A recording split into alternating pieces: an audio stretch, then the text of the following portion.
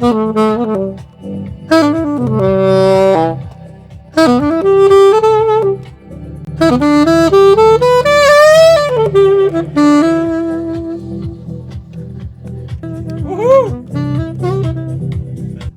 that was amazing. Wow. Well, first of all, hello everyone. Welcome to my podcast, Hellman Talks. Today we're in the heart of Notting Hill, and I have the pleasure to be speaking to Ben Barnett, who, as you've heard from the beginning, he's a saxophonist with a global career from the Burning Man to Ibiza. And he's also the creator of an artist agency, of a software company, and also of another brand that we're going to hear all about later on.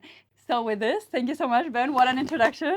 Thank you. What a fine introduction. It's a pleasure to be on your wonderful podcast. Thank you for and having me. Of course, and thank you for bringing your saxophone. A pleasure. This, I suppose, is like your little baby. Well, I can't be the Sax Man and not bring my saxophone to the podcast, of course. Well, thank you so much. Welcome to Hellman Talks. It's great to have you. So for the audience, we can see that you're a saxophonist, but can you tell us a little bit where you're from and where you grew up? Sure. I was born and raised in a small town in the north of England called Blackpool, to an amazing entrepreneurial family. I was brought up with music, entertainment, entrepreneurialism, business. It's kind of running through my blood, and saxophone was something that I was drawn to at the age of 10. I went to school. My parents took me to a school that said, "Hey, these are the musical instruments you could learn." As soon as I heard a saxophone, I was like, "Wow, this is for me!" Out of all the instruments, I feel like saxophone is quite unique. It was my calling. I don't know. I heard it, and that's what I wanted to play. And then my father knew a guy that sold rare vintage saxophones, and he brought a collection over to the house, and I ended up choosing this vintage saxophone from 1948. Okay, I would love to see it. Yeah, well, maybe I should have bought my original saxophone. But I have quite a collection of saxophones I'm very passionate about. How many do you have? I have 16. Oh my God. And growing, you know. Okay. And as you can see, this is quite a unique saxophone. I don't know whether you can pick up the sparkles on the camera. Yeah, definitely. And do all your saxophones look like this? No, they don't. But this is a very special one, and this is kind of my baby that takes me around the world rather than me taking her around the world. It's the other way around. It's been an amazing journey. Mm-hmm. Well, I mean, it's very interesting that kind of you said that music came from your family. There was no one in your family that played a saxophone. No one that played a saxophone. My great grandmother was a mandolin player, like a 4-string or 5-string, like a little instrument, you know.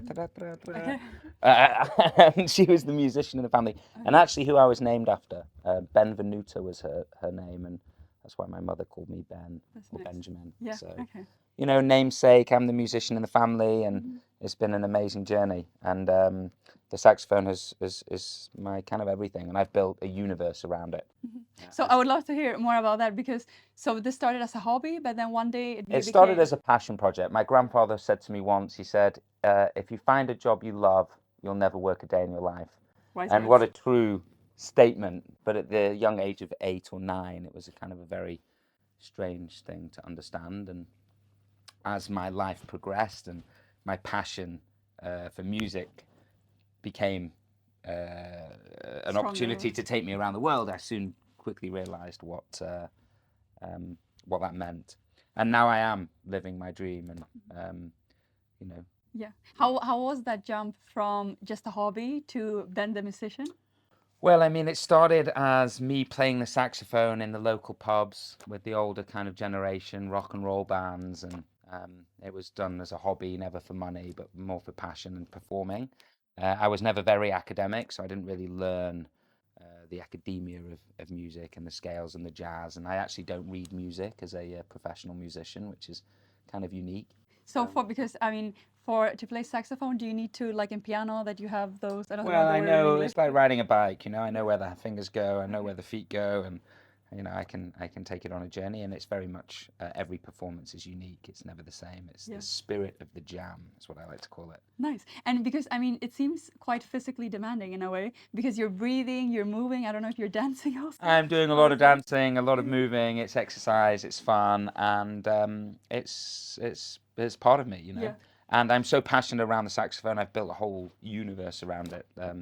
A record label and a music brand called Saxually Active. Yeah. And we've got some very exciting things happening with that. We're writing pieces of music for pieces of art and featuring different saxophone players from around the world on every record. Yeah. And we're actually launching that brand in 2020 Sax, or 2026, Okay. 2020 Sax. Yes, a little play on words. Always playing on the words. And we have an amazing collection of music. In fact, one of the pieces I was playing just before we opened Yeah, the the podcast. talk was one of those pieces of music. So listen out for Saxually Active for 2026. Yeah. It's some really amazing pieces. I would love to hear more about that because what we heard and also before the recording, you were playing some really good tracks. So I can't wait to hear more. Thank But you. I feel like saxophone is usually linked to like jazz. But I feel like you managed to somehow blend all the different genres.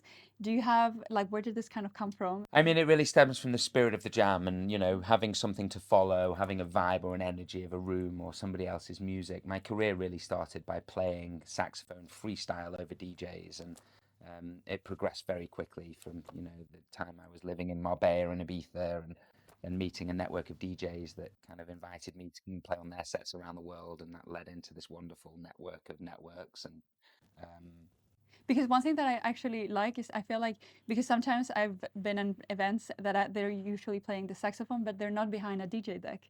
Can you tell us Well, I kind of how is that? moved. My career's has spanned the last 20 years. You know, I've been a full-time touring saxophonist, I guess, for the last 20 years. And it's taken me around the world many, many times. It's been magnificent. But it started with me kind of freestyling over other DJ sets at, you know, kind of cool rooftop bars, parties that then led into, you know, yachts and villas and exclusive NDA agreements, and it's really been spectacular. And then, of course, you know, as I've progressed, I've started to kind of build my own sound and performing style.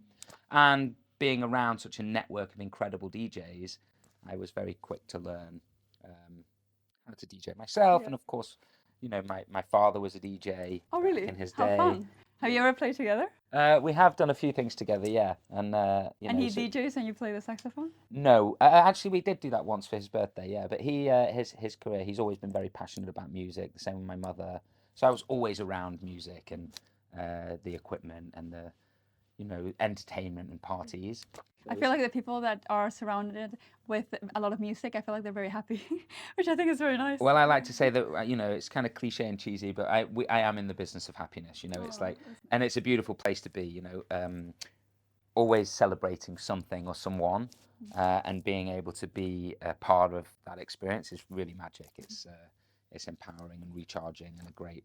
Yeah. I recommend it. You know. Maybe I should go into the music industry because I'm happy all the time. So. I mean, who doesn't like a party and, you know, a celebration of life, and being able to perform around the world doing that is really special.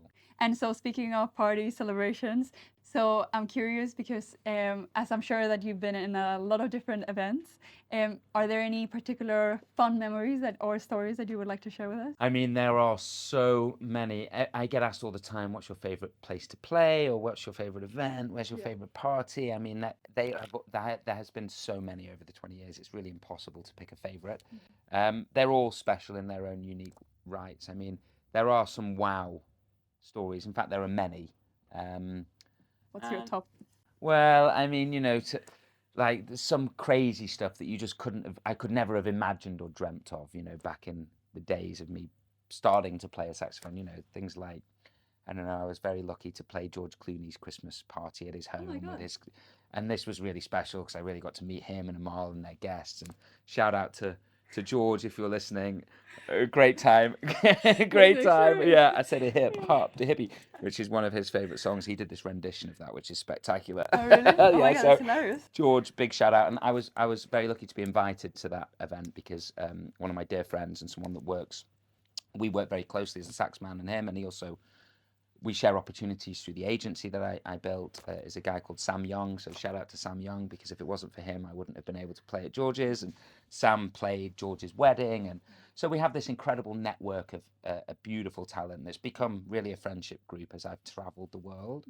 Was that the kind of the guest maybe or client that was the most special one, or do you have any others? There's many. I mean, you know, another ridiculous story is, you know, I was invited to go and play a spinning class for the Sultan of Brunei's daughter, Princess Azima, in Brunei, who I met at the Cartier Cup Polo, where I was actually playing the sax for Her Royal Highness the Queen as she entered the royal enclosure. So there's this whole crazy story list. I mean, it's really, there's many chapters to the book, so to speak, and we all have them. But shout out to Princess Azima if you're watching.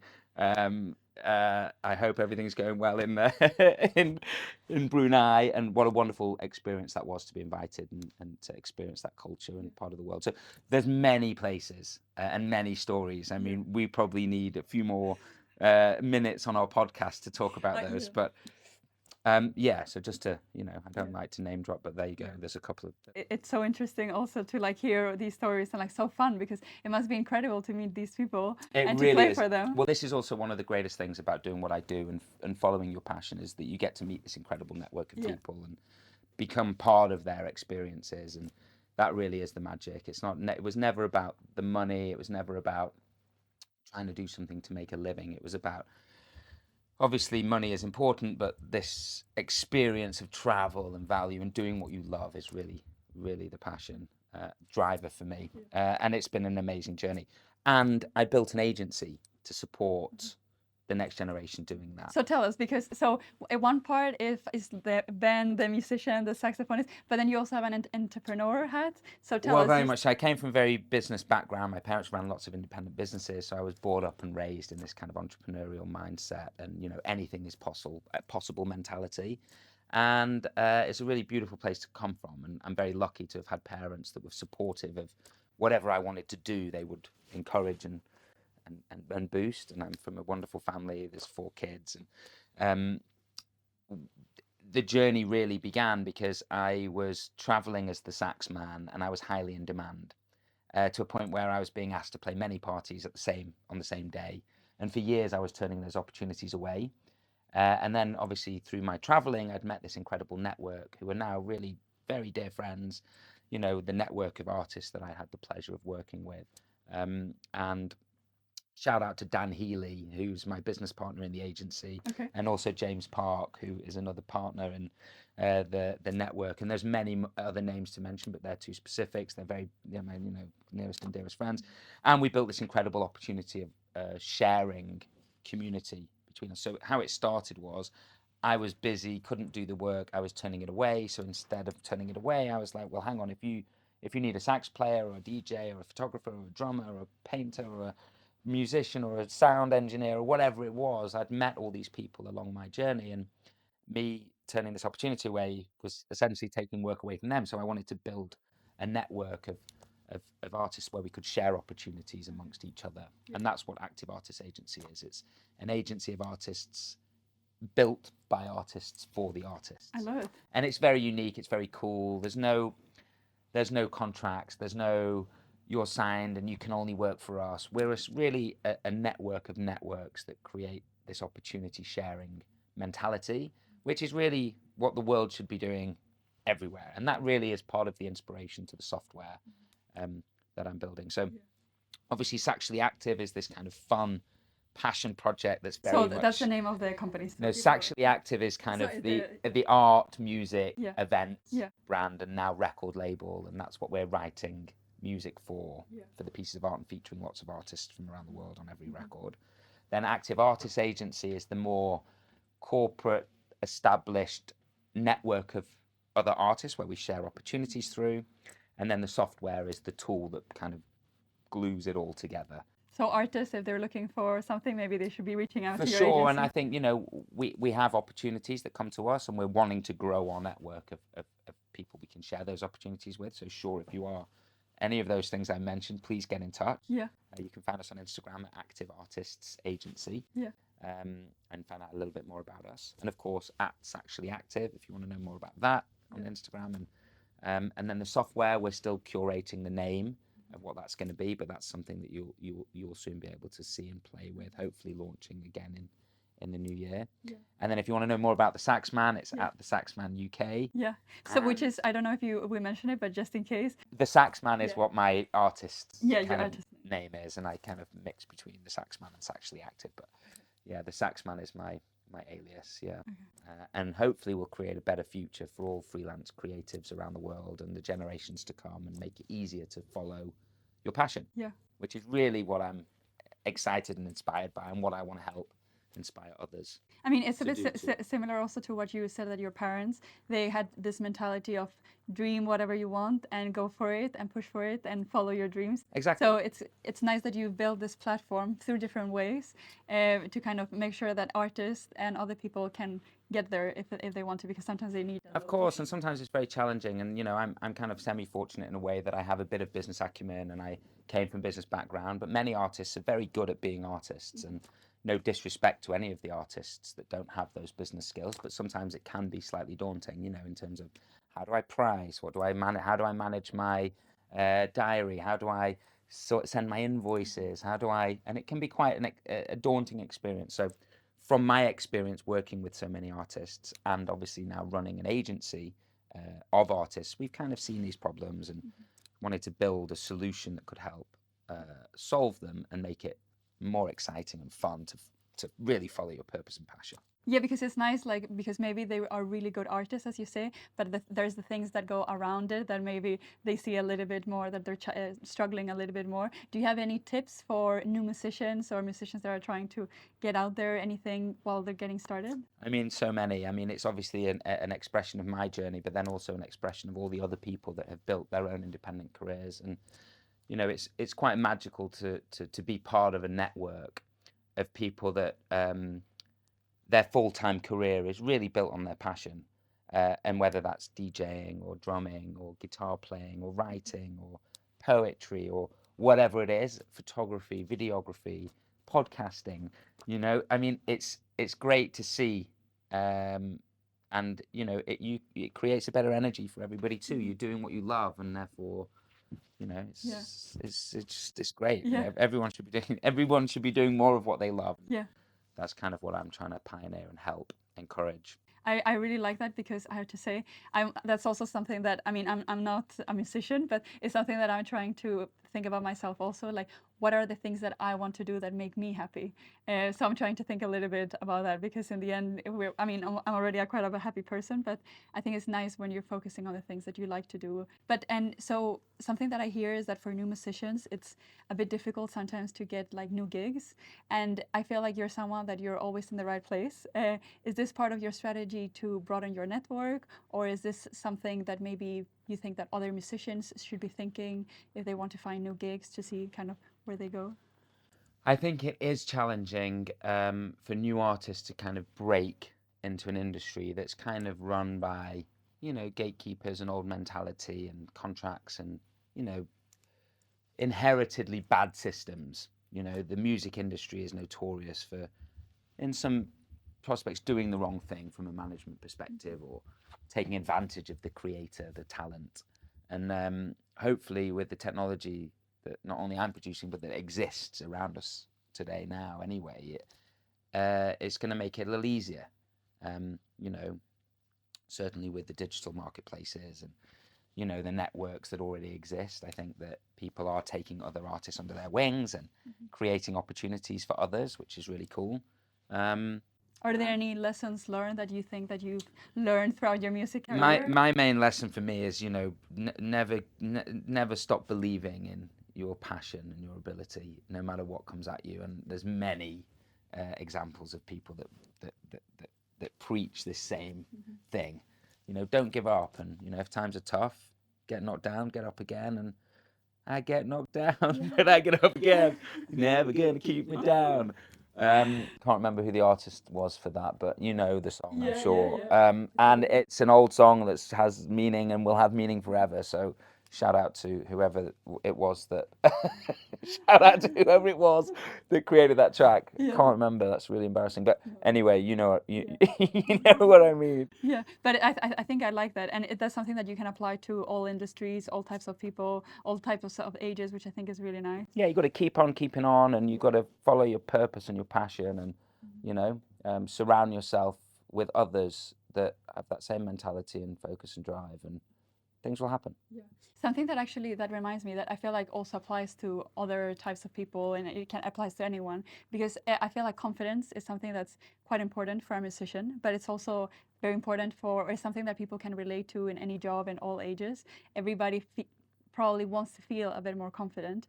And I feel like you're someone that you're up in the stage. How do you kind of boost your confidence? Do you have any advice for someone that? Well, that's a good question. I think, confidence is something that is important, but don't be ashamed of not having it, or, and don't be ashamed to speak about not having it. And I think mental health is very important in this space. And, having a community that you can feel you can talk to is also very important. So, you just got to keep on keeping on, and these experiences are what make you who you are. And don't be afraid to fail. Yeah, that's good. And because I feel like that's good advice, because everybody can apply that to anywhere. And as you say, it's also good sometimes, maybe if you're not so confident, it's okay to not be confident. A lot of other people are not. It's okay not to be okay as Yeah. well, and Yeah. that's also something that we should be shouting about more. And I think community is everything in any industry, not just the music space. Yeah. Having a good community of people that support what you do, and vice versa. I think then magic happens. Yeah. I think it's very important to surround yourself with good people. I had a podcast recently that he was saying the importance of surrounding yourself with good people, because if you do, great things will happen. So I think it's it's very good. But also to the point about performing, something that I'm curious is because again, people sometimes get nervous if they're performing or like doing a presentation in front of their colleagues, for example. But you perform in front of hundreds of people. How do you handle those nerves? Well, I think it's from experience, and I've been performing ever since I was young at school. I was doing the music shows and I was doing live performances ever since I was a kid, and even before school. There's some old family videotapes somewhere in the archives of me doing performances with my siblings. And I think some people have it as a natural ability, and others don't. But it doesn't have to be a natural ability for you to fulfill a purpose or passion in doing it. And I think nerves are good. Having them means that, you That you're care, and, you want it to be the best that you can. So, yeah, I think, my advice to anybody that wants to follow their passion or purpose is just go and give it a go. What have you got to lose? Yeah. And, don't give up. Yeah, there was a quote actually that I remember reading when I was younger, that was something that if you know that you are not going to fail, what will you do? I know it's a bit cheesy, but in a way it's a little bit like follow what you want to, follow your passions. Yeah, So that's sure. good. And you had mentioned that you've done this for many, many years, and I'm sure you've seen all sorts of crowds. And I'm curious because now I feel like there's this thing of like, we went from like the no phones in clubs in Berlin, for example, and now we have the opposite to like Keinemusik, phones everywhere. Yeah. What's your view on this, and where do you see it going? I think we're from a generation that's lucky because we've seen both sides of the scale. I think obviously experiencing anything without in real time without kind of looking through a screen, there is of course a different experience. But of course, the theory of getting your phone out to film something is because you're in this expression of joy that you want to capture and retain and view again. And I think it's kind of cool. I am all for the no phone zones. Yeah. I think it makes a huge difference. And you're more in the moment, maybe. Yeah, you're more in the moment. It makes a difference from both sides. I mean, from an artist performing to a crowd. If the crowd have all got their phones up, they're not really fully engaged. The dancing and the energy on the dance floor can be slightly different. And so I think I'm for both. I'm quite diplomatic in terms of in terms of these things, but they're important. Without the phones, then people won't have grown as quickly as they have. Some artists have really blown up on social media because of this. So there's definitely a plus side, but of course there's the negative, which we're all aware of anyway. So it's interesting. yeah. Yeah, it will be interesting to see how it goes also. But and as you've been in the music industry for so long, do you have like a story that really sums up very well your music kind of background? Yeah, well, I mean, like I said, I mean, my music industry is it's just evolved into this thing. It was never really planned, and I never thought, when I took the saxophone up at the age of 10, and I actually learned the clarinet before I played the saxophone. Okay. But that's a whole other story. And I never thought that it would end up being my career, and I never thought, of course, that I would build this universe of other businesses around the saxophone, really. And So I don't know. I think, yeah, you just expect the unexpected Yeah. and go with the flow, and Yeah. magic happens. Yeah, I like that. I like that. And so, I mean, you have a lot of balls in the air, a lot of passions that you're working on.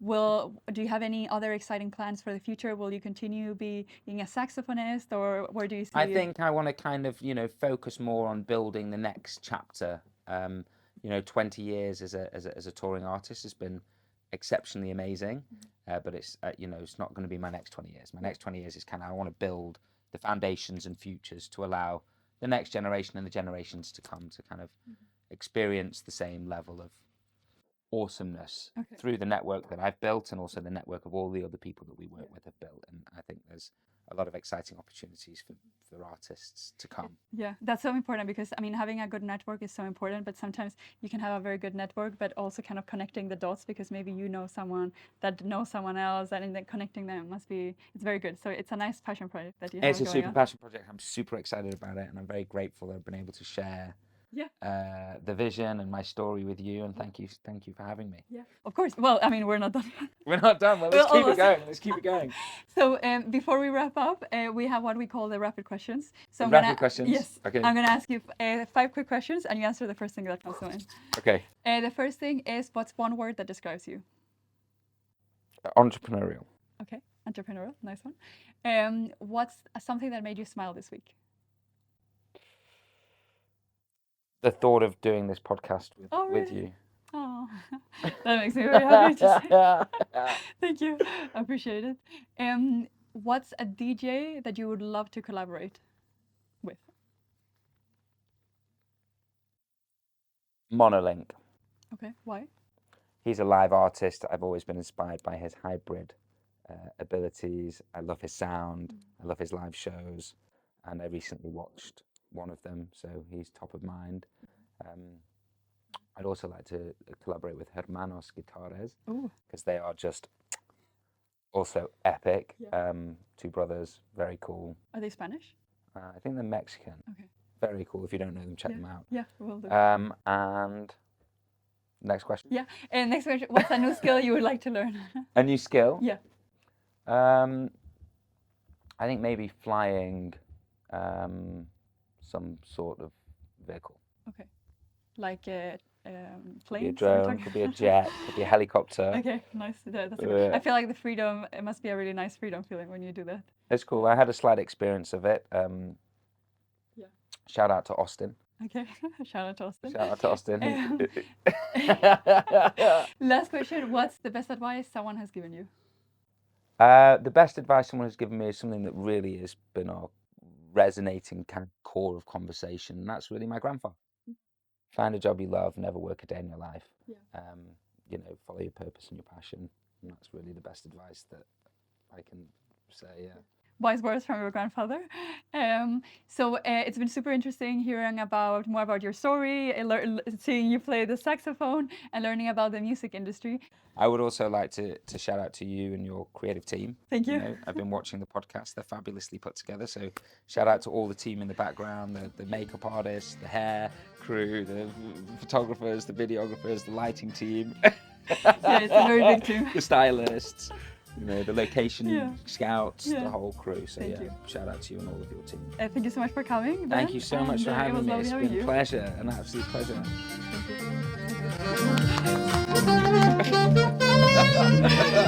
Woo! We nailed it.